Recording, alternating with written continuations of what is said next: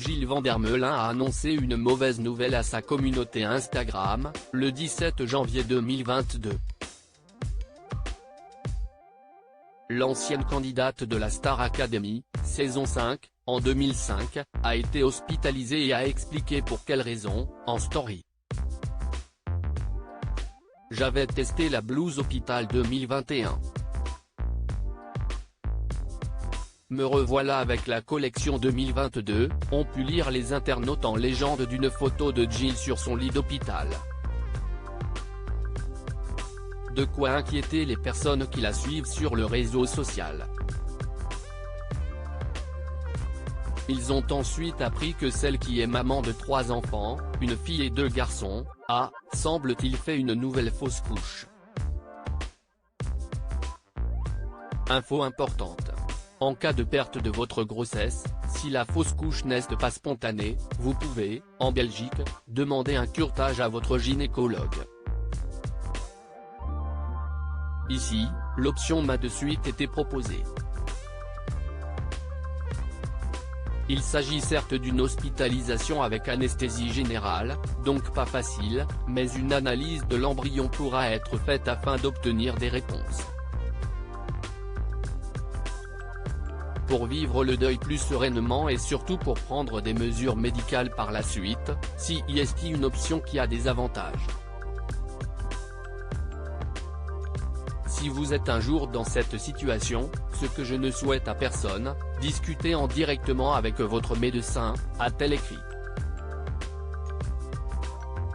Un nouveau coup dur pour son compagnon Simon Gérard et elle qui ont déjà connu cette épreuve l'été dernier. En juillet dernier, Jill Van der Meulen avait en effet révélé qu'elle venait de perdre son bébé.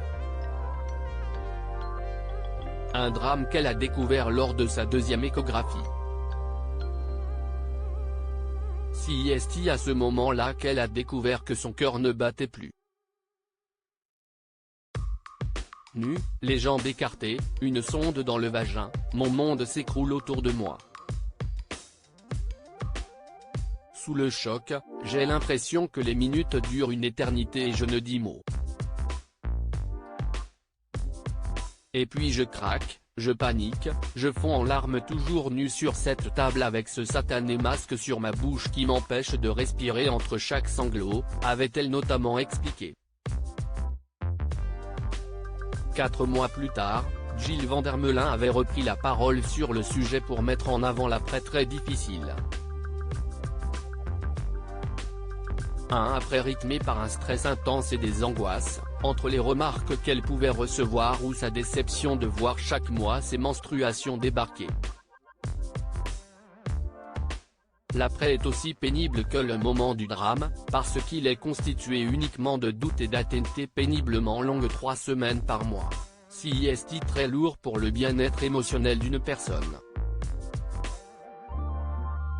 Il faut arrêter de mettre une pression supplémentaire dans les discours auprès des femmes qui sont dans cette attente.